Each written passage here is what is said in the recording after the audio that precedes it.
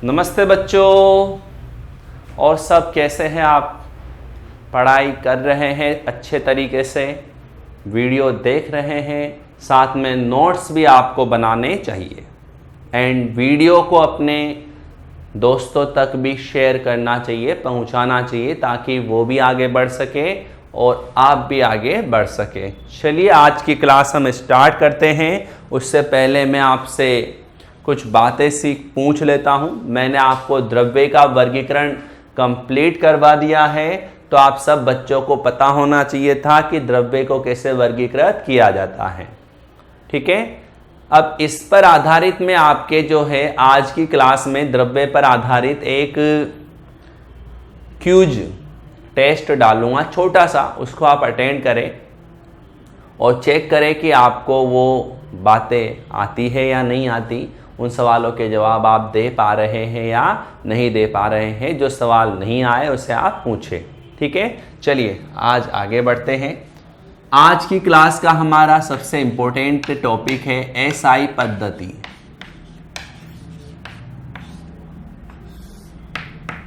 SI पद्धति, देखो बच्चों, हुआ क्या कि बहुत सारी भौतिक राशियां होती हैं, बहुत सारी रासायनिक राशियां होती हैं। जैसे हमने कहा कि द्रव्यमान, विद्युत धारा, विभवांतर, विद्युत शक्ति, विद्युत ऊर्जा कक्षा 10 में पढ़ी हमने। लेंस की शक्ति, फोकस दूरी, लंबाई, समय, आवेश, कार्य, ये सब क्या है? अलग अलग भौतिक राशियां हैं। तो इन भौतिक राशियों को अगर हम मापना चाहते हैं तो हमें मात्रक की क्या होती है? आवश्यकता होती है। जैसे सोचिए मेरे को जल का मापन करना है, आयतन का, तो मैं कहूँगा कि मेरे पास इस पात्र में 15 लीटर जल है, 20 लीटर जल है, 1000 लीटर जल है। एक टैंक में इतना लीटर जल आ जाता है, तो लीटर वहाँ जल का जो है आयतन मापने का क्या है? मात्रक है। तो लीटर मात्रक है और जो उसके आगे संख्या लिखी रहेगी वो उसका परिमाण है। ठीक है, तो किसी भी भौतिक राशि का मापन करने के लिए हमें मात्रक की आवश्यकता होती है और मात्रकों को निर्धारित करने के लिए समय समय पर अलग अलग पद्धतियां दी गई हैं। भौतिक विज्ञान में आप जो है अलग अलग पद्धतियां पढ़ते हैं, लेकिन हमारे रसायन विज्ञान में केवल एक ही मुख्य पद्धति काम की है और वो है एसआई पद्धति। इसको भी हम कह सकते हैं सिस्टम इंटरनेशनल, मतलब इंटरनेशनल सिस्टम है ये। ठीक है, international system of units. Okay, तो हम ऐसा कह सकते हैं, एसआई का पूरा नाम हो जाएगा सिस्टम इंटरनेशनल यूनिट्स, अंतरराष्ट्रीय मात्रक पद्धति। ठीक है, सिस्टम इंटरनेशनल यूनिट ऐसे कह सकते हो। जनरल ज़्यादा इसके लफड़े में पढ़ना नहीं है, एसआई का पूरा नाम है ये, अंतरराष्ट्रीय पद्धति। तो आपने पढ़ा होगा, अगर आपके गुरुजनों ने आपको पढ़ाया हो, तो हम ऐसा कहते हैं कि अंतरराष्ट्रीय पद्धति के अनुसार या एसआई पद्धति के अनुसार 7 मूल भौतिक राशियां होती हैं। इस पद्धति के अनुसार हम कह सकते हैं कि 7 मूल भौतिक राशियां होती हैं और इन 7 मूल भौतिक राशियों के कितने मात्रक हो जाएंगे? 7 ही मात्रक होंगे। तो एसआई पद्धति के अनुसार मूल राशियां कितनी होती है? 7, और इन 7 मूल राशियों के मात्रक भी कितने होते हैं? 7 मात्रक होते हैं। और हमें रसायन विज्ञान में केवल इन्हीं से मतलब होता है बालकों, और से हमें कोई ज़्यादा मतलब नहीं होता। ठीक है, तो देखिए हम ये बात सीखते हैं। उससे पहले आप जो है एक बिंदु लिख लीजिए, टोपी लगा लीजिए और इसमें 1-2 लाइनें लिख लीजिए, फिर इसे सीखेंगे। टोपी लगा लो सब। एसआई पद्धति, अंग्रेजी में नाम भी लिख लेना और फिर इसमें एक लाइन लिखो। एसआई पद्धति के अनुसार, एसआई पद्धति के अनुसार, एसआई पद्धति के अनुसार कुल 7 मूल भौतिक राशियां होती है। कुल 7 मूल भौतिक राशियां होती हैं, 7 मूल भौतिक राशियां होती है तथा 7 मूल मात्रक होते हैं, तथा 7 मूल मात्रक होते हैं। 7 ही क्या होते हैं? मूल मात्रक। तो ये मूल भौतिक राशि,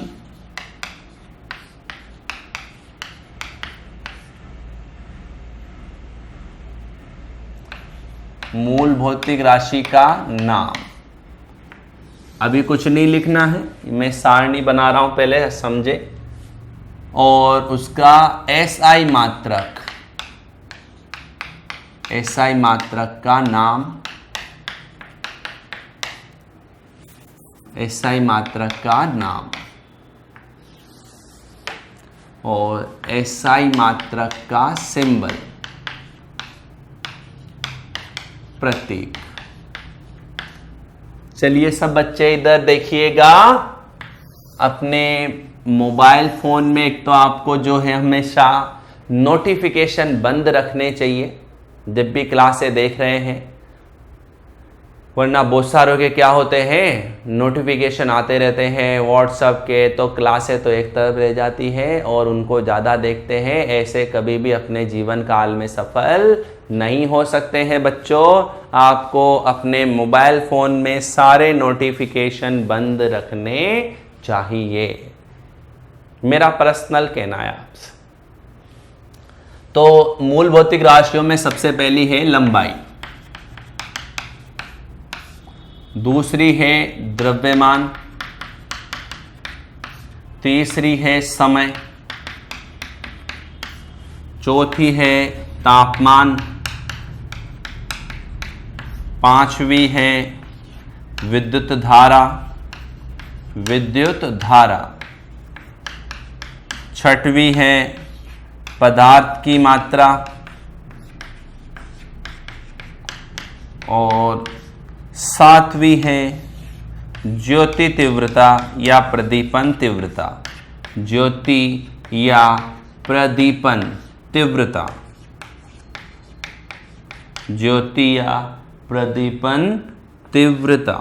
ठीक है, ये 7 मूल भौतिक राशियों के क्या हो गए नाम। आप सब बच्चों को अपने दिमाग में याद रहने चाहिए, ये याद होने चाहिए। लंबाई, द्रव्यमान, समय, तापमान, विद्युत धारा, पदार्थ की मात्रा और ज्योति तीव्रता। चलिए बच्चों, लंबाई का एसआई मात्रा कोई भी पूछे तो आप सबको बोलना है किलोग्राम। द्रव्यमान का एसआई मात्रक पूछे तो सॉरी लंबाई का मात्रक अगर आपसे कोई पूछता है तो आपको बोलना है क्या? मीटर। समझ रहे हो ना? किलोग्राम मत बोल देना। लंबाई का एसआई मात्रक क्या होगा? मीटर। द्रव्यमान का एसआई मात्रक होता है किलोग्राम, किलोग्राम। समय का एसआई मात्रक होता है सेकंड। तापमान का एसआई मात्रक होता है केल्विन। विद्युत धारा का एसआई मात्रक होता है एम्पियर।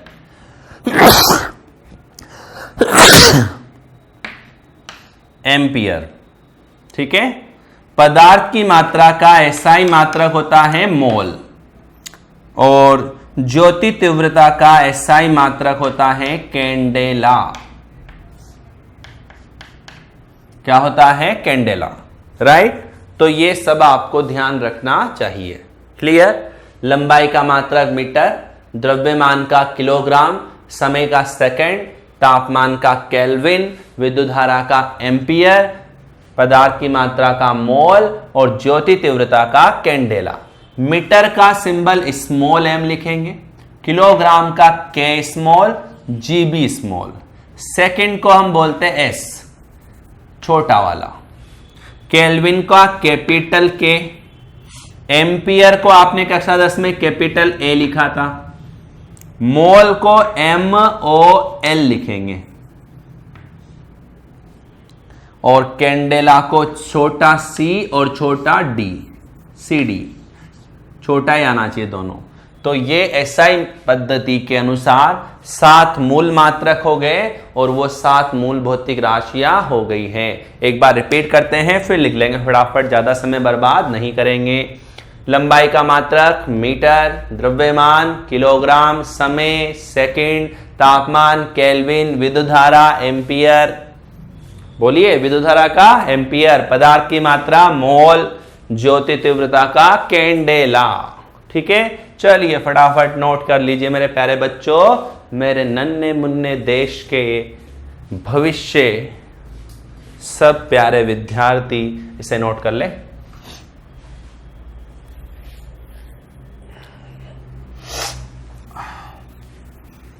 आगे बढ़ते हैं एसआई पद्धति के बाद।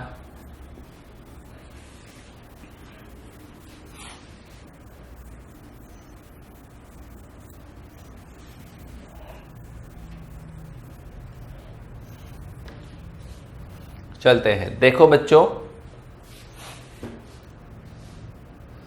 अब इसके बाद हमें क्या है, कुछ महत्वपूर्ण भौतिक राशियां जो है उनकी परिभाषा या उनके मात्रकों के बारे में पता होना चाहिए। ठीक है, कुछ महत्वपूर्ण भौतिक राशियां एवं उनके मात्रक क्या क्या होते हैं उनके बारे में थोड़ा बहुत हमें पता होना चाहिए, उनके बारे में हम यहां पर सीखेंगे। तो सबसे पहले जो है आपको टॉपिक लगा लेना चाहिए, महत्वपूर्ण भौतिक राशियां, महत्वपूर्ण भौतिक राशियां एवं उनके मात्रक व परिभाषा।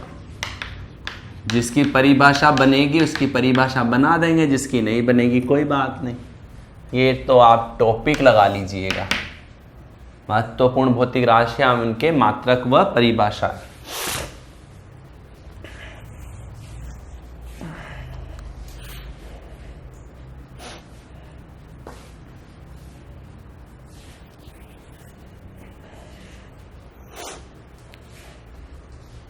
ओके, चलिए आगे बढ़ते हैं। देखो, सबसे पहली जो भौतिक राशि है वो हम पढ़ने जा रहे हैं द्रव्यमान। द्रव्यमान, द्रव्यमान को अंग्रेजी में कहते हैं मास।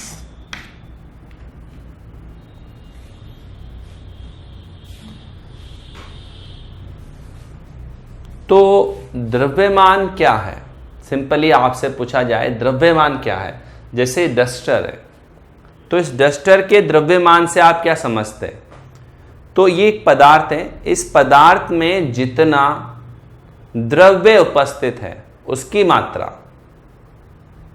किसी पदार्थ में उपस्थित द्रव्य की मात्रा को ही क्या कहते हैं, उसका द्रव्यमान कहते हैं। किसी पदार्थ में उपस्थित द्रव्य की कुल मात्रा क्या कहलाती है, उसका द्रव्यमान। ओके, कोई दिक्कत? किसी पदार्थ में उपस्थित द्रव्य की कुल मात्रा उस पदार्थ का क्या कहलाती है, द्रव्यमान कहलाती है। क्लियर? सब बच्चों को कोई दिक्कत तो नहीं है इसमें, ये टॉपिक समझ जाएंगे आराम से, द्रव्यमान की परिभाषा। इसके बाद अगर आपसे कोई पूछते हैं कि द्रव्यमान का एसआई मात्रक क्या है, तो अभी अभी हमने पढ़ा द्रव्यमान का एसआई मात्रक क्या होता है, किलोग्राम, जिसको शॉर्ट में हम सिंबल क्या कर सकते हैं, केजी। ठीक है, अब देखो जैसे किलोग्राम है, द्रव्यमान के अन्य मात्रक कौन कौन से होते हैं? द्रव्यमान के अन्य मात्रक जो यूज में आते हैं आपने कभी कभार जरूर सुने होंगे, जैसे टन, क्विंटल, टन, क्विंटल, इसके अलावा पाउंड,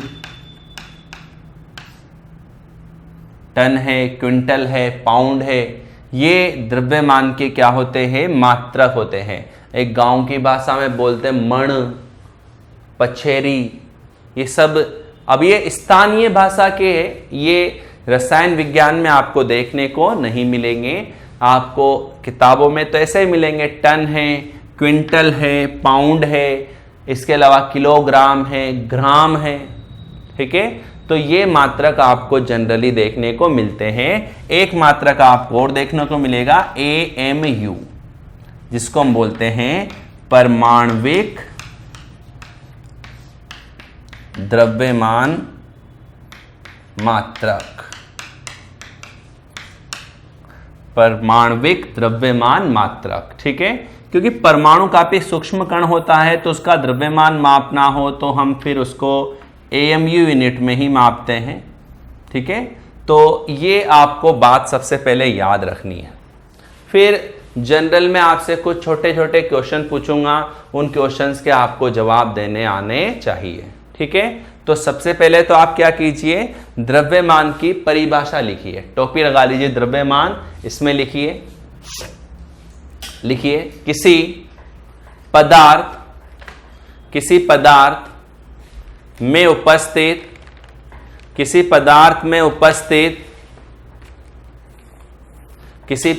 में उपस्थित द्रव्य की कुल मात्रा, किसी पदार्थ में उपस्थित द्रव्य की कुल मात्रा उस पदार्थ का द्रव्यमान कहलाती है। द्रव्य की कुल मात्रा उस पदार्थ का द्रव्यमान कहलाती है।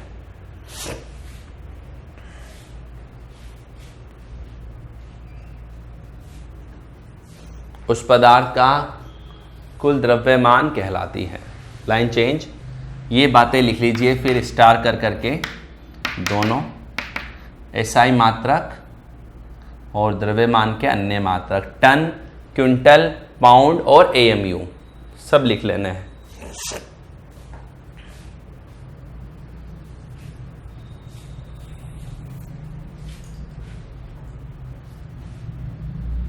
ओके, खत्म।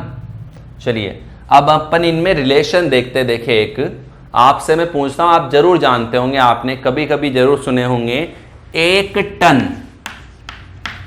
बराबर, 1 टन जो रहता है उस टन में कितने किलोग्राम होते हैं।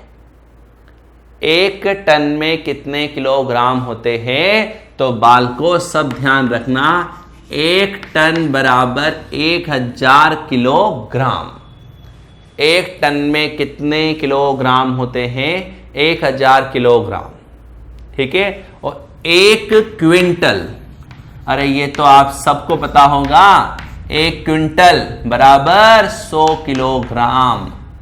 तो बताओ 1 टन में कितने क्विंटल होंगे।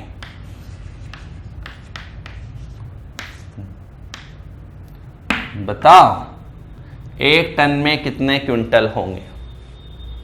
अरे भाई 1 क्विंटल में 100 किलोग्राम, जबकि 1 टन में 1000 किलोग्राम। तो 100 को कितने से गुणा करें कि 1000 हो जाए, तो 10 से गुणा करना पड़ेगा। तो हम कह सकते हैं कि 1 टन में 10 क्विंटल रहेंगे। 1 टन में कितने क्विंटल रहेंगे, 10। ओके, 1 किलोग्राम बराबर होता है 2.205 पाउंड। और कभी कभी तुम्हें ऐसा मिलेगा, पाउंड की जगह L और B ऐसा दिखाई देगा।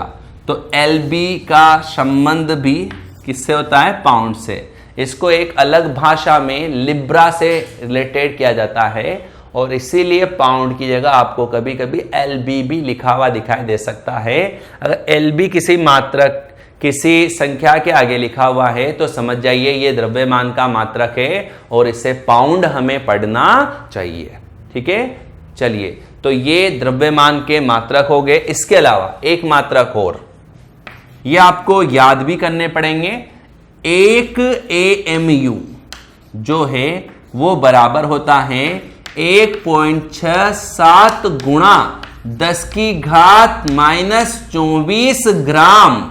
1 AMU में कितने ग्राम होते हैं, अगर कोई पूछे तो जवाब दे देना, एक AMU में इतने ग्राम होते हैं। एक AMU बराबर 1.67 इंटू 10 की पावर माइनस 24 ग्राम। 1.67 इंटू 10 की पावर माइनस 24 ग्राम, इतने ग्राम रहेंगे एक AMU में। तो ये द्रव्यमान के जो विभिन्न प्रकार के मात्रक है, इन मात्रकों में आपको क्या संबंध है, क्या रिलेशन है, वो पता होना चाहिए। एक टन बराबर 1000 किलोग्राम, एक क्विंटल बराबर 100 किलोग्राम, एक टन बराबर 10 क्विंटल, एक किलोग्राम बराबर 2.205 पाउंड्स। पाउंड की जगह LBB लिखा हुआ मिल सकता है। ठीक है, किलोग्राम का K छोटा लिखना है, B छोटा लिखना है। चलिए खत्म कीजिए, बात को नोट कर लीजिए। ये द्रव्यमान के विभिन्न प्रकार के क्या हो जाएंगे, मात्रक हमारे यहां पर हो जाएंगे। फटाफट से नोट कीजिएगा।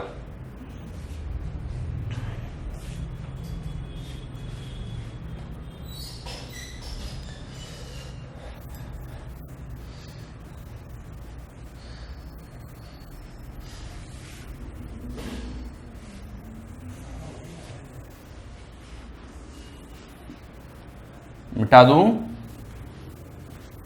अरे समझ में तो आ रहा है ना मुन्नो?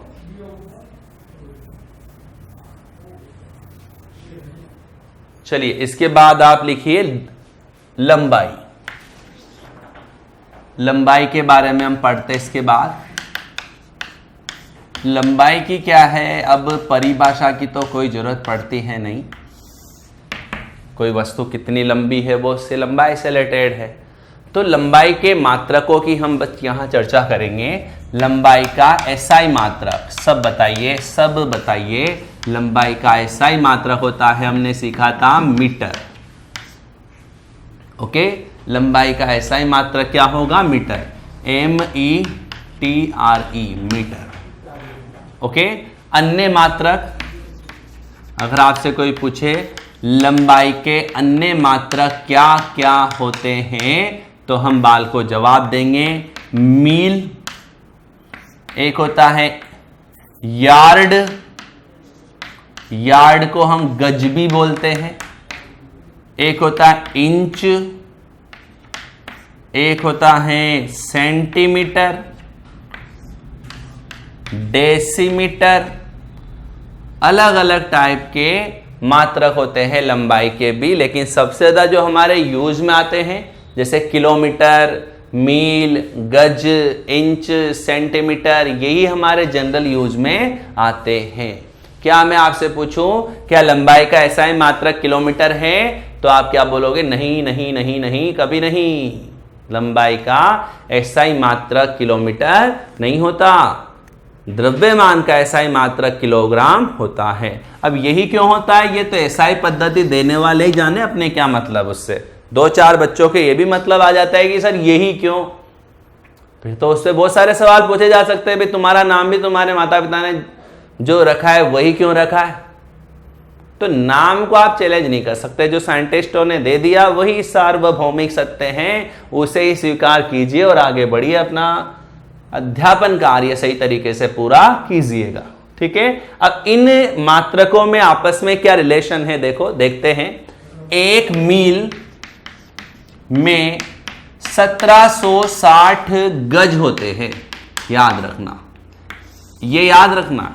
इसको हम बोले रट्टा मार रट्टा मार रट्टा मार। ठीक है, एक मील में 1760 क्या होते हैं, गज होते हैं। और एक गज में 3 फीट होते हैं। एक गज में 3 फुट बोल दो, फिट बोल दो, चलेगा, कोई फर्क नहीं पड़ता। एक गज में कितने फुट रहेंगे, 3 फुट।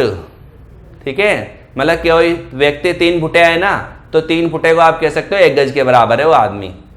ठीक है, तो 1 गज बराबर 3 फुट, 3 फुट लंबाई हो गई है उसकी। और अगर आपसे कोई पूछे 1 फुट में कितने इंच होते हैं, तो आपने पैमाना देखा है, पैमाने को अगर आप देखेंगे ना, बड़ा वाला जो स्केल आता है तो उसमें इंच वाली साइड में देखेंगे तो 12 तक आपको इंच दिखाई देंगे। 1 फुट में 12 इंच होते हैं। 1 फुट बराबर 12 इंच और 1 इंच बराबर 2.54 सेंटीमीटर। 1 इंच में कितने सेंटीमीटर होते हैं बालगो? 2.54 सेंटीमीटर। समझ जाओगे ना?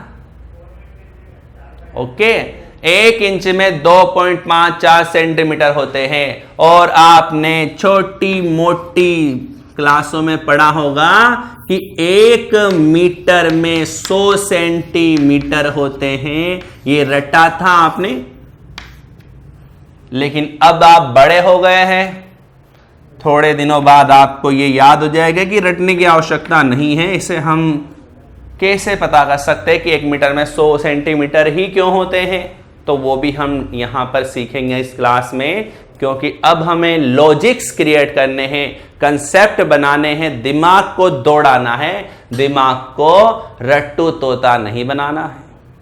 ठीक है ना? तो 1 मीटर में 100 सेंटीमीटर। और चलो एक आपके मनोरंजन के लिए पूछ लेता हूं, 1 किलोमीटर में कितने मीटर होते हैं बताओ?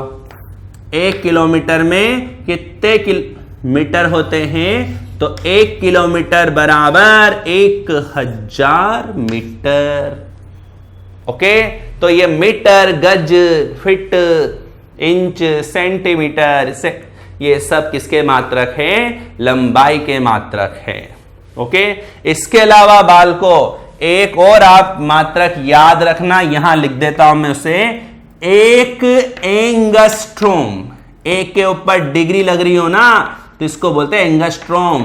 1 एंगस्ट्रोम बराबर 10 की घात माइनस 10 मीटर। इसको रटना, रट्टा मार रट्टा मार। 1 एंगस्ट्रोम बराबर 10 की घात माइनस 10 मीटर। ये इसको क्या बोलेंगे? 1 के ऊपर डिग्री लग रही है, इसको डिग्री एंगस्ट्रोम। क्या पढ़ेंगे बालको? डिग्री एंगस्ट्रोम के नाम से इसे पढ़ा जाएगा। तो ये लंबाई की विभिन्न इकाइयां हो गई हैं, विभिन्न मात्रक हो गए हैं। इन सबको आप याद करके आना कल की क्लास में, नहीं तो आपकी खोपड़ी फोड़ दूंगा मैं। अब वो कैसे फोड़ूंगा मैं ही जानू, तुम्हें सोचने की जरूरत नहीं है, लॉजिक मत लगाओ। ठीक है, उतार लीजिए। आज की क्लास में इतना ही। उम्मीद है आपको एक क्लास समझ में आई होगी। तो आप इसको लाइक कीजिए, शेयर कीजिए, अपने दोस्तों तक पहुंचाइए। और अब आगे की क्लासें देखने के लिए मैंने एक वीडियो और डाला है, जिसे देखिएगा, सिस्टम समझिएगा कि किस प्रकार से आप कोर्स खरीद सकते हैं, कोर्स को परचेज कर सकते हैं। और कोर्स परचेज कीजिए, आगे का सिस्टम आगे फॉरवर्ड कीजिए, आगे बढ़िए, मस्त रहिए, स्वस्थ रहिए, निरोगी रहिए। ओके, आज की क्लास ज्वाइन करने के लिए बहुत बहुत धन्यवाद सभी विद्यार्थियों का।